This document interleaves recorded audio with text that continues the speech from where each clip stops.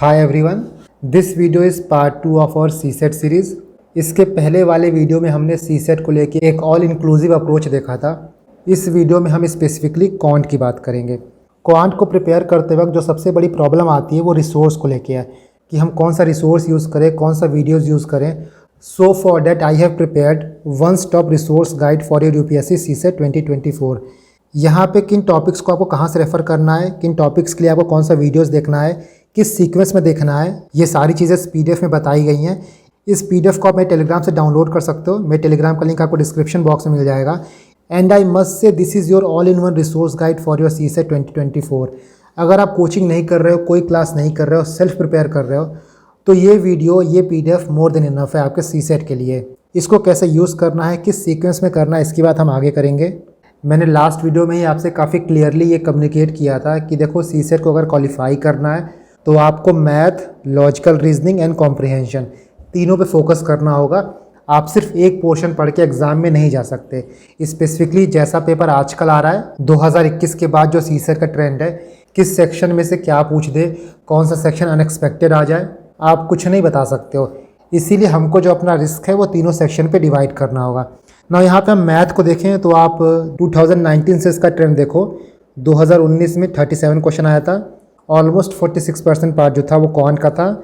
2020 में 40 क्वेश्चन आया था, 50% पेपर मैथ से बना था।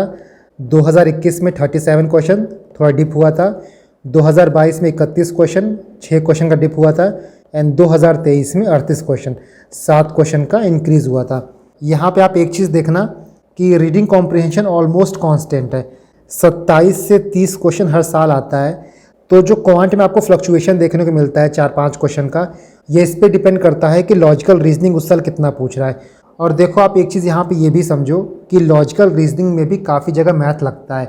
फॉर एग्जांपल, इस बार एक क्वेश्चन आया था। इस क्वेश्चन में ये बोल रहा है कि ABCD इज़ अ स्क्वायर। यहाँ पे क्या आप स्क्वायर बना लो, ABCD, 1 point on each of AB and CD, 1 point on AB and 1 point on CD, 2 distinct point on BC and DA, 2 point on BC and 2 point on DA। इसके बाद ये बोल रहा है कि how many distinct triangle can be drawn using any 3 points as a vertices out of this 6 point। देखो, ये mainly question है परमुटेशन कॉम्बिनेशन का है। यहाँ पे आपको ट्रायंगल बनाना है from this 6 point using 3 point at a time. इस क्वेश्चन को आप परमुटेशन कॉम्बिनेशन से करोगे तो इसका आंसर होगा 6C3, that means 6 factorial upon 3 factorial into 3 factorial. इसका आंसर 20 आएगा, मतलब 20 ट्रायंगल बनेगा।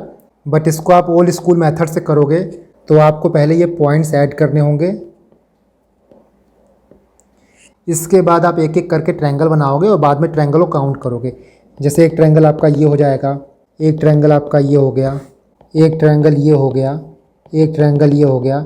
इसी तरह आप करोगे तो टोटल आपको 20 ट्रायंगल्स मिलेंगे। तो देखो, बहुत लोग इसको लॉजिकल रीजनिंग में डाल देते हैं कि ये लॉजिकल रीजनिंग है, जब सिंपली वो इस तरह ट्रायंगल बना कर उसको काउंट करेंगे। बट एक्चुअली ये क्वेश्चन क्वांट का है। उसी तरह आपने काफ़ी क्वेश्चन देखे होंगे जहाँ पे सीक्वेंस एंड सीरीज़ लगता होगा। फॉर एग्जांपल, कोई सीक्वेंस दे दिया 2, 4, 6, 8, 10, 12, इसके बाद पूछे कि नेक्स्ट नंबर क्या होगा। तो देखो, ये एक AP सीरीज़ है, अर्थमेटिक प्रोग्रेशन, 2-2 के साथ इंक्रीज़ हो रहा है। इतना इजी एग्जाम में नहीं आएगा, बट मैं यहाँ आपको एक एग्जांपल दे रहा हूँ कि नंबर सीरीज़ के कुछ क्वेश्चन होते हैं, सीरीज एंड सीक्वेंस के कुछ क्वेश्चंस होते हैं। उनको कभी हम लॉजिकल रीजनिंग में क्लासीफाई करते हैं, कभी क्वांट में क्लासीफाई करते हैं। इसीलिए जो ये नंबर है ना, ऊपर नीचे होता रहता है ना। इंपॉर्टेंस तो सही है, बट प्रॉब्लम क्या क्या आती है आपको। सबसे पहले, बहुत लोग ऐसे हैं जिनका कोई मैथ बैकग्राउंड नहीं है, तो इनके लिए काफ़ी चैलेंजिंग हो जाता है क्वांट के पोर्शन को टैकल करना। देखो, यहाँ पे आपको फर्स्ट ऑफ ऑल ये समझना होगा कि जो क्वेश्चन सीसेट में आता है वो क्वांट है आपका। वहाँ पे आपका एप्टीट्यूड लगेगा। जो हम 11-12 में मैथ पढ़ते हैं या फिर जो इंजीनियरिंग मैथमेटिक्स लोग पढ़ते हैं, वो चीज़ बिल्कुल अलग होता है उससे जो सीसेट में पूछा जाता है। इनफैक्ट मैंने काफ़ी लोग को देखा है जिनका IIT बैकग्राउंड होता है, जिनका NIT बैकग्राउंड होता है, उसके बाद भी वो सीसेट क्लियर नहीं कर पाते हैं। दैट मीन्स कि सीसेट को क्वालिफाई करने के लिए मैथ बैकग्राउंड होना ना तो नेसेसरी है और ना ही सफिशिएंट है। अगर आपका मैथ बैकग्राउंड नहीं है तब भी आप इन 2 महीनों में आराम से क्वांट को मास्टर कर सकते हो। देखो, एक चीज़ आपको हमेशा दिमाग में रखना होगा कि 80 क्वेश्चन पेपर में आता है और आपको 80 के 80 क्वेश्चन नहीं करने होते हैं। आप 80 में से 30 क्वेश्चन हटा दो कॉम्प्रिहेंशन का, बाकी 50 क्वेश्चन बचा। 50 क्वेश्चंस में से भी आप 15 क्वेश्चन लॉजिकल रीजनिंग का हटा दो, 35 से 40 क्वेश्चन ऐसे होंगे जो प्योरली मैथमेटिक्स के होंगे। और इन 35-40 क्वेश्चंस में से भी आपको सब कुछ नहीं करना है, आपको हायर मैथमेटिक्स की तरफ नहीं जाना है। मैंने लास्ट वीडियो में भी आपसे ये बात बहुत क्लियरली बोली थी कि CSAT is all about choosing right questions. 2023 में भी 8 से 12 क्वेश्चन ऐसे थे जो बहुत टफ थे। In fact being from IIT background my self, मैंने खुद बोला था कि सीसेट का paper one of the toughest है। और ये सिचुएशन तब है जब हम पेपर को एग्जाम हॉल के बाहर देख रहे हैं। एग्जाम हॉल के अंदर क्या हालत हुई होगी ये सिर्फ वही समझ सकते हैं जो पेपर दे रहे होंगे। 2023 का पेपर इतना टफ आया था तो उसी को देख के काफ़ी लोग ना कैट की प्रिपरेशन करने लग रहे हैं। देखो, सबसे पहले हम किसी भी चीज़ की तैयारी करते हैं तो हमको क्या पढ़ना है, इससे ज़्यादा इंपॉर्टेंट ये होता है कि हमको क्या नहीं पढ़ना है। यहाँ पे भूल के भी आप कैट की प्रिपरेशन मत करने लगना। ऐसा नहीं कि आप कैट की कोचिंग ज्वाइन कर लो, कैट की बुक्स पढ़ने लगो। कुछ क्वेश्चंस आप कैट के रेफर कर सकते हो जो एडवांस लेवल के क्वेश्चन होते हैं। For example permutation, combination, probability, इनके कुछ क्वेश्चंस आप प्रैक्टिस करो, बट पूरी तरीके से आप कैट की प्रिपरेशन करने लगो, कैट की बुक्स पढ़ने लगो। This is not advisable at all. अगर आप ये कर रहे हो तो आप अपना टाइम एंड एफर्ट दोनों वेस्ट कर रहे हो। देखो, बेस बनाने के बाद, कॉन्सेप्ट पढ़ने के बाद आप क्वेश्चन कहीं से भी प्रैक्टिस करो, बट उससे पहले जो पीवाईक्यू आया है, जो सीसेट में पीवाईक्यू पूछा गया है, उसको कंप्लीट करो। वहाँ पे जो भी कॉन्सेप्ट दिए गए हैं उनको लर्न करो, उनको समझो, क्योंकि यूपीएससी के लिए सीसेट एक हिडन वेपन हो गया है। इसी के थ्रू मोस्ट ऑफ द जनता का यूपीएससी प्रीलिम्स क्वालिफाई नहीं होता है। इसलिए जब भी आप सीसेट प्रिपेयर करो, जब भी क्वांट के कोई भी आप टॉपिक देख रहे हो, तो ऐसा मत करना कि बस आप फॉर्मूला लेके बैठ जाना। कॉन्सेप्ट को समझना। जब तक आप कॉन्सेप्ट नहीं समझ पाओगे, कोई चीज़ कैसे हो रहा है ये नहीं समझ पाओगे, एग्जाम में आप उस चीज़ को अप्लाई नहीं कर पाओगे। थोड़ा सा भी क्वेश्चन ट्विक करेगा ना, आप बहुत बुरी तरीके से फंस जाओगे। इसीलिए दो चीज़ आप दिमाग में रखो, जब आप प्रिपरेशन कर रहे हो तो कॉन्सेप्ट पे ध्यान दो, एंड दूसरी चीज़ ये कि एग्जाम में किसी भी क्वेश्चन को ईगो पे नहीं लेना है। 2 मिनट 3 मिनट देने के बाद आंसर नहीं आ रहा है तो just move on to next question. Next thing is कि पीवाईक्यू रोल। पीवाईक्यू का रोल सिर्फ GS1 तक सीमित नहीं है। इनफैक्ट सीसेट में भी आपको काफ़ी क्वेश्चन ऐसे मिलेंगे जो पीवाईक्यू से रिपीटेड हैं। या तो थीम रिपीट होगा, या तो कॉन्सेप्ट रिपीट होगा, और नहीं तो मेथड रिपीट होता है। Let me show you. ये PDF देखो, यहाँ पे 2023 में कुछ क्वेश्चंस आए थे, उनको मैंने ट्रेस किया है कि पीवाईक्यू में वो कहाँ पूछा गया है। यहाँ पे क्वेश्चन देखो पूछा गया था, अ box containing 14 black balls, 20 blue balls, 26 green balls, 28 yellow balls, 38 red balls and 54 white balls. यहाँ पे जो स्टेटमेंट 2 है ना, इसी टाइप का क्वेश्चन आपको 2020 में पूछा गया था। The smallest number m such that any m ball drawn from the box randomly must contain at least 1 ball of each colour is 167। इसी टाइप का क्वेश्चन यहाँ पूछा गया है। What is the minimum number of ball that must be picked up from the bag blindfolded to be assured of picking at least 1 ball of each color? यहाँ भी at least 1 ball of each colour बोल रहा है, यहाँ भी at least 1 ball बोल रहा है। इसके बाद वो क्वेश्चन, यहाँ पे क्वेश्चन दिया गया है, उसके बाद 2 स्टेटमेंट दिया गया है, फिर उसके बाद ऑप्शन है किस क्वेश्चन को हम लोग किस स्टेटमेंट से सॉल्व करेंगे। तो आपको इन दोनों स्टेटमेंट को वेरीफाई करना है। इसी टाइप का क्वेश्चन आपको 2019 में मिला था। नेक्स्ट क्वेश्चन देखो, ये आपका LCM SCF का क्वेश्चन है। ट्रैफिक सिग्नल के टर्म्स से पूछा है, 2015 में बेल्स के टर्म्स से पूछा था। इसके बाद देखो यहाँ पे एक पैटर्न है, उसी तरह पैटर्न यहाँ पे भी है, ABC ABC ABC ABC, same type के क्वेश्चंस हैं। 2021 में पूछा, 2020 में पूछा। यहाँ देखो सीरीज एंड सीक्वेंस का पूछा है, मिडल टर्म के बारे में। ये क्वेश्चन भी सीक्वेंस एंड सीरीज़ का है, 2020 में पूछा गया। सेम टाइप के क्वेश्चंस यहाँ पे भी हैं। जीरो को चूर लिख सकते हैं तो प्लेयर क्या होगा, उसी तरह 2021 में पूछा था कि मैथमेटिक्स को ये लिख सकते हैं तो केमिस्ट्री क्या होगा। यहाँ देखो cutting and colouring of cube से क्वेश्चन है, इससे रिलेटेड क्वेश्चन 2016 में पूछा, 2015 में पूछा। नेक्स्ट देखो, ये कुछ नंबर दिया है, पूछ रहा है डिवाइडेड बाय 100 होगा तो रिमाइंडर कितना आएगा। यहाँ भी रिमाइंडर क्वेश्चन पूछा 1261 से। इसके बाद देखो यहाँ भी पूछा 100 से डिवाइड होगा तो रिमाइंडर कितना आएगा, ये 100, यहाँ भी 100, ये 2020 में पूछा गया था। इसके बाद देखो यहाँ पूछ रहा है कि for any choice of value XYZ this 6 digit number of the form XYZ is divisible by. आप 2015 में ये क्वेश्चन लगाए होते ना तो इस क्वेश्चन को बहुत आराम से कर लेते। यहाँ भी ABC के बारे में पूछ रहा है, तो जो ये नंबर दिया है DEED, किसी भी 3 डिजिट के नंबर को अगर हम लोग 1001 से मल्टीप्लाई करेंगे तो इस फॉर्म का नंबर आएगा। यही बोल रहा है ABC XYZ। सो यहाँ फाइनली पूछ रहा है कि ये नंबर किससे डिविजिबल है, मतलब XYZ इंटू 1001 करेंगे तो आपको मिलेगा XYZ। तो ये नंबर किससे डिविजिबल है, 1001 का मल्टीपल है, और 1001 जो है वो 7 से 11 से 13 से डिविजिबल है। सो इसका आंसर हो जाएगा D 7 11 13। सेम क्वेश्चन था ये। आप इस क्वेश्चन को कर लेते तो पेपर में इसी टाइप का एक और क्वेश्चन आया था। ये देखो बोल रहा है कि a number n is formed by writing 9 for 99 times, what is the remainder if n is divisible by 13। मतलब यहाँ बोल रहा है कि n is equal to 9999 up to 99 times.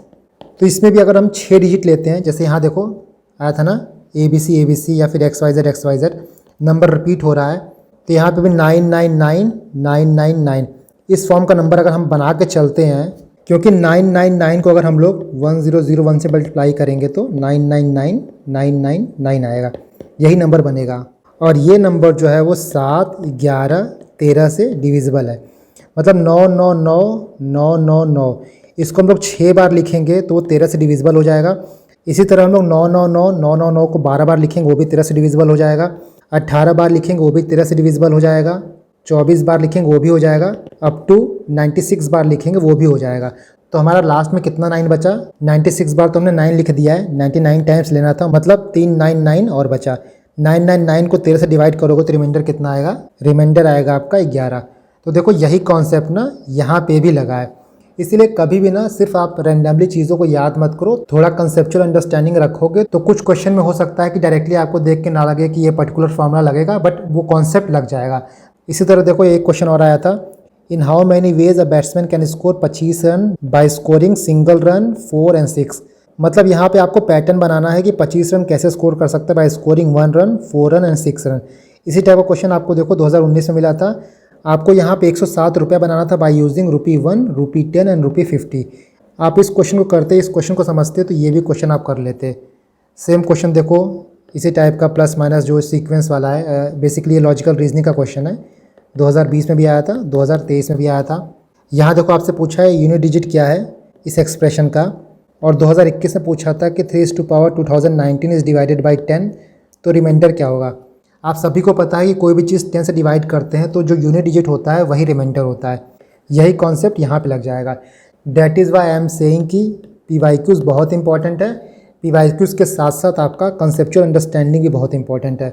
सिर्फ फॉर्मूले पढ़ के, फॉर्मूले रट के नहीं जाना है ना। देखो PYQ बहुत ज़्यादा इंपॉर्टेंट है, बट इसका मतलब ये नहीं है कि सिर्फ आप PYQ तक ही खुद को सीमित रखोगे। क्वांट में PYQ का रोल अलग होता है, कॉम्प्रिहेंशन में PYQ का रोल अलग होता है। For comprehension part I will say कि आप सिर्फ PYQ तक ही सीमित रहो, बट फॉर क्वांट आप PYQ देखो, PYQ के थीम्स को आइडेंटिफाई करो, जिन टॉपिक से UPSC क्वेश्चन पूछ रहा है उनको समझो, उनके PYQs को लगाओ, उसके बाद प्रैक्टिस पेपर को लगाओ। क्योंकि देखो जब भी आप क्वांट में PYQs लगाते हो तो हो सकता है किसी टॉपिक का वहाँ पे एक कॉन्सेप्ट, 2 कॉन्सेप्ट, 3 कॉन्सेप्ट पूछा हो, but next year concept 4, concept 5 पूछ ले। डैट इज़ वाई क्वांट में आप प्रैक्टिस पेपर लगाओ, टेस्ट सीरीज़ लगाओ।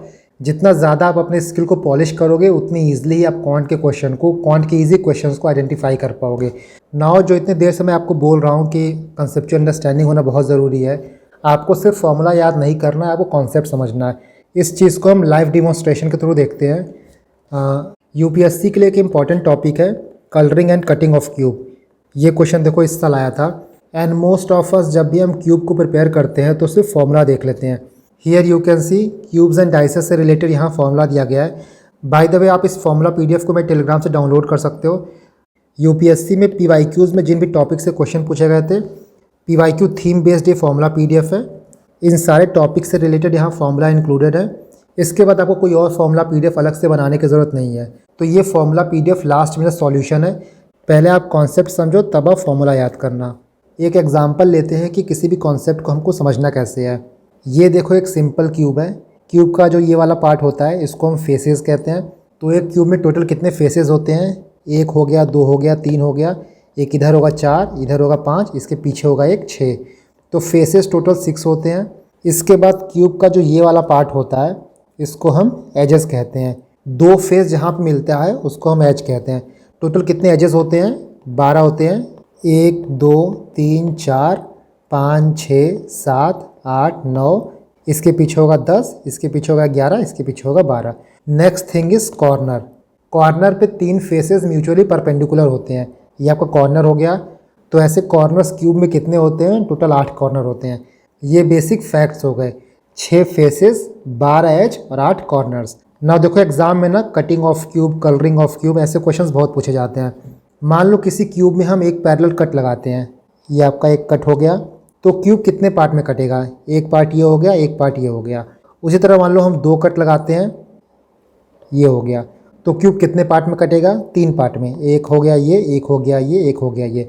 सेम मान लो इसी तरह हम 3 कट लगाते हैं, एक कट हमने और लगा दिया पैरेलल कट, तो क्यूब कितने पार्ट में कटा, 4 पार्ट में कटा, 1 2 3 4। डैट मीन्स यहाँ से अगर हम एक फॉर्मूला डिराइव करेंगे तो अगर हम m कट लगाते हैं क्यूब में, देन हमको कितने पीसेज मिलेंगे, m+1 पीसेज।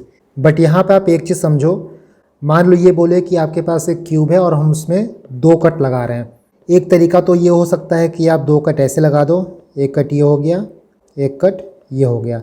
कितने पीसेज आपको मिले, 1 पीसेस, 2 पीस, 3 पीस, मतलब 2 कट लगाए तो हमको m+1 मिला, 3 पीस मिला। ठीक है। एक तरीका ये भी हो सकता है कि 2 कट आप ऐसे भी लगा सकते हो, एक कट आपका ये हो गया और एक कट आपका ये हो गया। यहाँ पे आपको कितना पीस मिलेगा, तो 1 पीस ये हो गया, 2 3 4, यहाँ पे आपको 4 पीस मिल रहा है। इससे हम ये समझ सकते हैं कि जब हमारा डायरेक्शन अलग अलग होगा कट लगाने का, तो जो नंबर ऑफ़ पीसेज हैं वो भी अलग अलग मिलेंगे। 2 कट लगाना था हम लोग को, एक हमने ऐसे लगाया, ठीक है, और एक हमने ऐसे लगाया। इस कट से हमको 2 पीस मिला, एक पीस ये, एक पीस ये, तो ये 1+1 हो जाएगा। इस कट से हमको 2 पीस मिला, जब हमने ऐसे कट लगाया तो एक पीस ये, एक पीस ये, 1+1 ऐसे हो जाएगा। इन दोनों को मल्टीप्लाई करो, 2 × 2 = 4। यहाँ से आप एक फॉर्मूला डिराइव कर सकते हो कि when a cube is cut into x y z parallel cuts, then हमको कितने पीसेस मिलेंगे, x+1 × y+1 × z+1, इतने हमको पीसेस मिलेंगे। ये नंबर मैक्सिमम कब होगा, जब x, y और z तीनों की वैल्यू सेम होगी और कट डिफरेंट डायरेक्शन में लगेगा। फॉर एग्जांपल मान लो आपको 3 कट लगाना है, तो एक तरीका तो ये है कि 3 कट हम इस डायरेक्शन में ही लगा दें। ये आपका 3 कट हो गया। कितने पीसेज आपको मिलेंगे, 3 + 1 = 4 पीसेज, 1 2 3 4। ये आपका एक तरीका हो गया।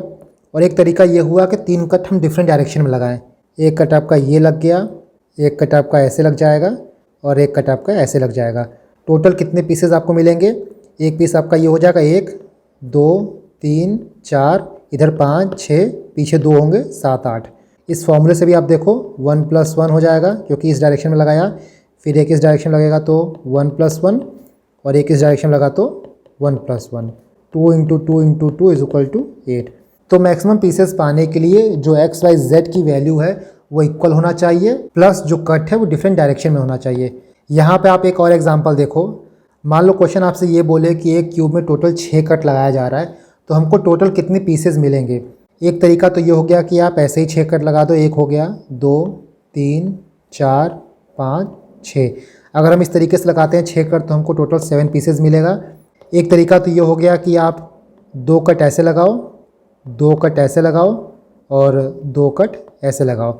एक तरीका ये भी हो सकता है कि 3 कट आप ऐसे लगाओ, ठीक है, 2 कट ऐसे लगाओ और एक कट ऐसे लगाओ। तो जैसे जैसे डायरेक्शन बदलते जाएगा, डिफरेंट डायरेक्शन में डिफरेंट कट लगते जाएगा, नंबर ऑफ़ पीसेज जो हैं वो डिफरेंट मिलेंगे। इसीलिए आपको बिना डायरेक्शन बताए क्वेश्चन पूछेगा कि 6 कट लगाते हैं कितने पीसेज मिलेंगे, 7 कट लगाते हैं कितने पीसेज मिलेंगे। तो इसका सही आंसर होगा नॉट डिफाइंड। बिना डायरेक्शन जाने आप ये नहीं बता सकते हो कि टोटल आपको कितने पीसेज मिलेंगे। आई होप यहाँ तक क्लियर होगा। इसके बाद क्यूब में एक टॉपिक है कलरिंग ऑफ क्यूब। यूपीएससी में बहुत क्वेश्चन इससे आता है घुमा फिरा के। इस साल भी देखो पूछा था एक क्वेश्चन कि 125 identical cube are arranged in the form of cubical block, how many cubes are surrounded by other cube from each side. इसको हम बहुत बेसिक से समझेंगे, एंड आप कलरिंग ऑफ क्यूब टॉपिक करते तब इस क्वेश्चन को बहुत आराम से कर लेते। यहाँ पे कहीं भी कलर की बात, क्यूब को कट करने की बात नहीं कह रहा है, बट कॉन्सेप्ट वही लगेगा। और इसीलिए मैं आपसे बोल रहा हूँ कि कॉन्सेप्ट समझना बहुत इंपॉर्टेंट है।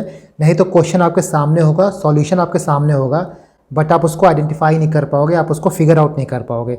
125 ब्लॉक की बात कर रहा है, तो चलो हम यहाँ पे इस पर्टिकुलर क्यूब को 125 भाग में काटते हैं। तो किसी भी क्यूब को 125 भाग में काटने के लिए मतलब आपका जो ये इक्वेशन है = 125 होना चाहिए। 4 + 1 कर दो, 4 + 1 कर दो, 4 + 1 कर दो, 5 × 5 × 5। इसका आप क्यूब रूट ले लोगे तो आपको कट मिल जाएगा। कितना होगा, 5 होगा, मतलब ये 4 हो गया, ये 4 हो गया, ये 4 हो गया। तो आपको टोटल 4 कट लगाने हर डायरेक्शन में। Let me rub this. 4 cut लगाना है।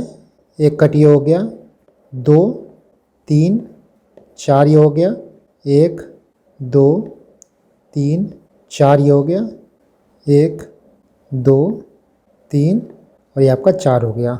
4 कट हमने हर डायरेक्शन में लगा दिए, तो यहाँ पे टोटल कितना पीस मिल रहा है हम लोग को? 125 पीस मिल रहा है।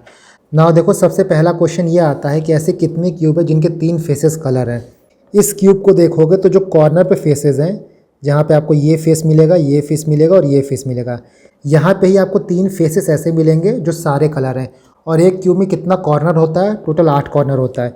सो 3 फेसेस कलर वाले कितने क्यूब हैं? टोटल 8 क्यूब हैं। यही आप फॉर्मूला पढ़ते हो। यहाँ पे देखो, number of smaller cube with 3 faces painted 8। 1 हो गया, 2 हो गया, 3 हो गया, 4 हो गया, 5 6 7, इसके पीछे 1 हो जाएगा, 8। टोटल 8 हो गया। इसके बाद दूसरा क्वेश्चन आता है जिसका आप डायरेक्टली फॉर्मूला याद कर लेते हो कि number of smaller cubes with 2 faces painted. यहाँ पे आप देखो, 2 फेसेस पेंट किन किन क्यूब्स के हो सकते हैं? जिन क्यूब्स को आप एजेस पे देखोगे, इसका ये फेस पेंट रहेगा और ये फेस पेंट रहेगा, ये फेस पेंट रहेगा और ये फेस पेंट रहेगा।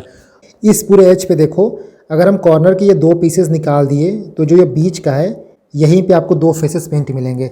मतलब जब भी हमको 2 फेसेस पेंटेड निकालना होगा, तब ये जो कॉर्नर के क्यूब रहेंगे उनको हमको माइनस करना होगा, हटाना होगा, क्योंकि जो काम का रहेगा वो सिर्फ हमारा बीच वाला रहेगा।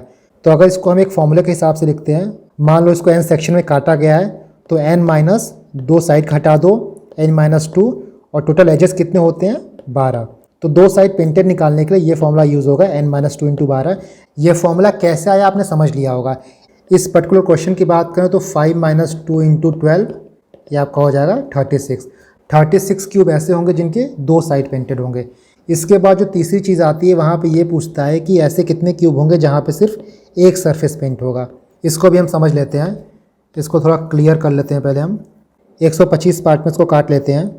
3 साइड पेंटेड हमने देख लिया, ये 3 साइड पेंटेड है। 2 साइड पेंटेड भी देख लिया, ये सारे 2 साइड पेंटेड हैं। ठीक है, ये सारे 2 साइड पेंटेड हैं। इसका क्वेश्चन पूछता है कि 1 साइड पेंटेड। 1 साइड पेंटेड कौन से बचे? तो जो ये बीच का पोर्शन बचा ना, ये है आपका 1 साइड पेंटेड।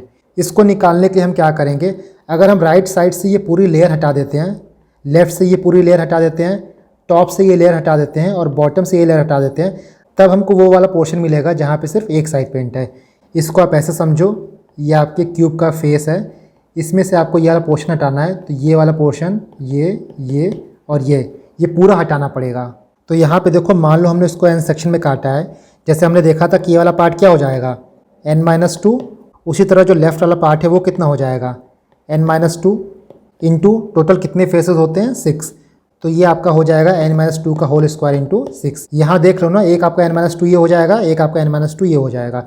इस पर्टिकुलर क्वेश्चन में क्या हो जाएगा?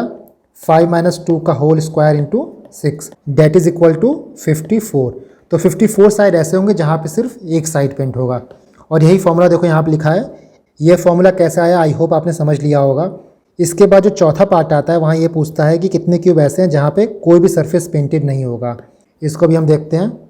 देखो, ये देखने के लिए कि कितने सरफेस पेंटेड नहीं है, आपको थोड़ा सा इमेजिन करना पड़ेगा। इस पर्टिकुलर क्यूब को हमने 125 पार्ट में काटा है और पूरे क्यूब को पेंट किया था। तो ऐसे कितने क्यूब हैं, ऐसे कितने साइड हैं जो पेंट नहीं होगा? वो वाला जो पार्ट है वो क्यूब के अंदर का होगा। आपका पूरा ये साइड पेंट हो गया, ये साइड पेंट हो गया, ये हो गया, इसके पीछे का जो सरफेस है वो हो जाएगा, इसके बगल का ये हो जाएगा, इसके नीचे का ये हो जाएगा। अगर आप पूरा ये लेयर हटा दोगे, ये लेयर हटा दो, इस लेयर को हटा दो, इस लेयर को हटा दो, तो जो अंदर का कोर मिलेगा वो पेंटेड नहीं होगा। Let me show you. ये देखो, जो अनकलर्ड सेक्शन है उसको पाने के लिए हमको क्या करना होगा कि जो टॉप की एक लेयर रहेगी उसको पूरी हटानी होगी, बॉटम की पूरी हटानी होगी, लेफ़्ट से पूरी एक लेयर हटानी होगी, राइट से पूरी एक हटानी होगी, फिर जो फ्रंट रहेगा उससे हटानी होगी और जो बैक रहेगा उससे हटानी होगी। इसको हटाने के बाद हमको जो कोर मिलेगा वो सेक्शन जो रहेगा वो अनकलर्ड रहेगा। तो इसको निकालेंगे कैसे? आप ये एग्जांपल देखो, फिर से हम यहाँ पे 5 कट लगाते हैं। तो कोर पाने के लिए हमको पूरा ये सेक्शन निकालना होगा, ये निकालना होगा, 2 लेयर यहाँ से निकल गई, ये पूरा लेयर निकालना होगा, ये लेयर निकालना होगा, 2 यहाँ से निकल गया। इसके बाद फेस पे भी तो कलर लगा है, तो ये निकालना होगा, इसके पीछे का ये निकालना होगा, 2 यहाँ से निकल गया। इस डायग्राम पे वापस आओ। एक राइट से निकला, एक लेफ़्ट से निकला, एक टॉप से निकला, एक बॉटम से निकला, एक फ्रंट से निकला, एक बैक से निकला। मतलब जो आपका ये 5 सेक्शन में कटा हुआ था, 2 ये माइनस हो गया, 2 ये माइनस हो गया और 2 ये माइनस हो गया। मतलब 5 में से 2 एक साइड का माइनस हुआ, फिर 5 में से 2 एक, फिर 5 में से 2। मतलब 3 इंटू 3 इंटू 3 ये आपका हो जाएगा 27। तो 27 क्यूब्स ऐसे होंगे जो इसके कोर में होंगे जहाँ पे कोई पेंट नहीं पहुँचा होगा। फॉर्मूले के हिसाब से देखें तो मान लो हम क्यूब के एन सेक्शन में काट रहे हैं, then n-2 into n-2 into n-2, ये आपका हो जाएगा n-2 का होल क्यूब। और यही फॉर्मूला यहाँ पे दिया है, जब कोई सरफेस पेंट नहीं होता उसको निकालने के लिए n-2 का होल क्यूब निकालते हैं। तो आई होप अब आपको ये समझ में आ गया होगा कि ये फॉर्मूला कहाँ से आता है, कैसे आता है। नाउ लेट्स सी कि इस क्वेश्चन का आंसर क्या है। यहाँ पे इन्होंने पूछा क्या था, यहाँ पे पूछा था कि how many cubes are surrounded by other cubes from each side. ऐसे कितने क्यूब होंगे जो बाकी क्यूब से सराउंडेड होंगे हर साइड से। तो यहाँ पे उन्हीं क्यूब्स की बात कर रहा है जो क्यूब कोर में होंगे। इसका सही आंसर क्या होगा, 27। यू कैन सी यही सारे क्यूब होंगे जो हर तरफ से क्यूब से सराउंडेड होंगे। अगर आपको ये कॉन्सेप्ट पता होता, आपने इस तरीके से देखा होता, तभी आप उस क्वेश्चन को कर पाते, नहीं तो वो क्वेश्चन बहुत टफ हो जाता। तो देखा आपने ना, यहाँ पे कहीं भी cutting of cube, colouring of cube की बात नहीं किया है, बट फिर भी कॉन्सेप्ट वही लग रहा है। दैट इज़ वाई कॉन्ट पढ़ते वक्त आप कॉन्सेप्ट पे ज़्यादा फोकस करना rather than rote learning of formulas. Now let us see step by step आपको करना क्या है। देखो, चीज़ों को कॉम्प्लिकेट बिल्कुल नहीं करना है, सिंपल अप्रोच रखो, ईजी अप्रोच रखो। सबसे पहले आपको कुछ इंपॉर्टेंट थीम्स को आइडेंटिफाई करना है। यू कैन सी हियर कि किस टॉपिक से, किस सेक्शन से कितने क्वेश्चन किस ईयर में आए हैं। बेस्ड ऑन डैट कुछ इंपॉर्टेंट प्रायोरिटी एरियाज़ हैं। पहला स्लॉट आपका ये रहेगा, दूसरा स्लॉट ये रहेगा, तीसरा स्लॉट ये रहेगा। सबसे कम फोकस आप चाहो तो इस पे दो, बट पहले और दूसरे स्लॉट को आपको कंप्लीट करना है। नंबर सिस्टम हो गया, एवरेजेस हो गया, percentage, ratio proportion, HCF LCM, number series, problem on edges, train related problem. इसके बाद स्लॉट 2 में profit and loss, permutation combination, probability, cubes and dices, lastly time and work, simple interest, compound interest. Time बचेगा तभी आप इस पर focus करना, नहीं तो स्लॉट 1 एंड स्लॉट 2 आपको करना है। देखो, एक टॉपिक ऐसा है जो 2018 के बाद बहुत ज़्यादा पूछा नहीं गया है। Let me show you. यहाँ देखो, डेटा इंटरप्रिटेशन 2018 में 14 क्वेश्चन आया, उसके बाद यहाँ पे क्वेश्चन नहीं आया।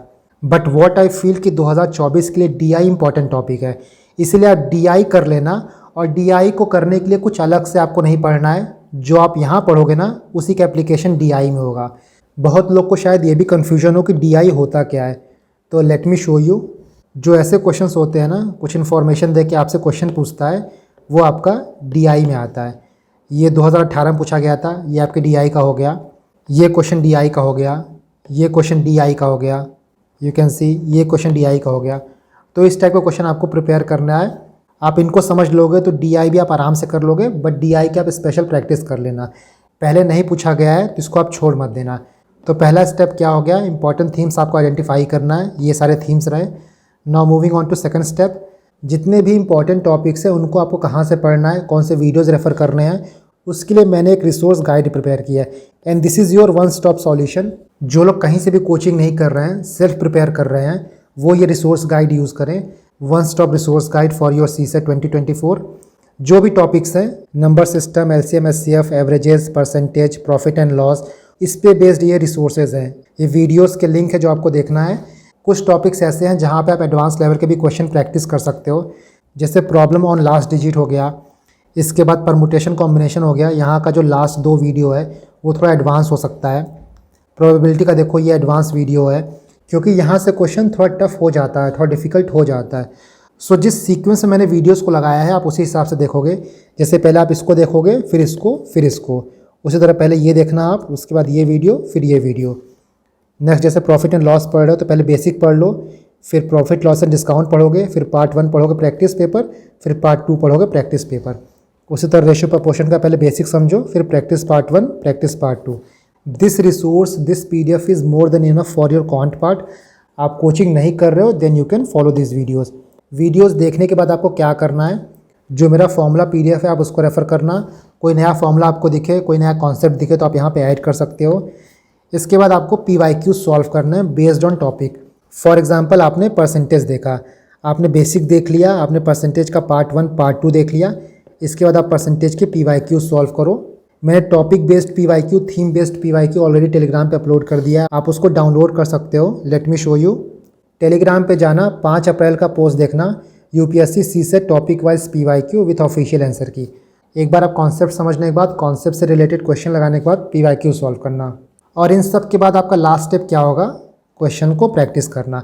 जितना ज़्यादा प्रैक्टिस करोगे, जितने ज़्यादा टाइप के क्वेश्चन के साथ आपका एक्सपोजर होगा, उतने ईजिली आप आइडेंटिफाई कर पाओगे कि पेपर में कौन सा क्वेश्चन ईजी है, कौन सा क्वेश्चन टफ है और आपको क्या अटेम्प्ट करना है और क्या छोड़ना है।